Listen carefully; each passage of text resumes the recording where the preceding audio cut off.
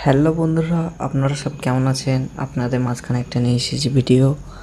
আজকে আপনাদেরকে দেখাবো যে আপনাদের ফেসবুকের পেজটা আপনারা কিভাবে ডার্ক মোড করবেন। তার জন্য চলে যেতে হবে ফেসবুকে চলে যাওয়ার পর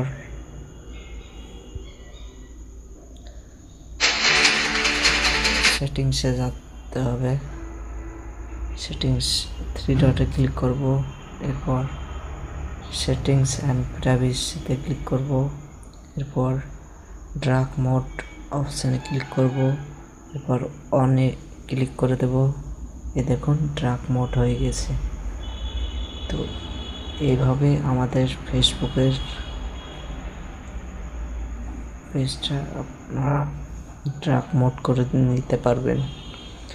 তো এই ছিল আমার ভিডিও। ভালো লাগলে একটা লাইক, কমেন্ট আর শেয়ার করতে ভুলবেন না।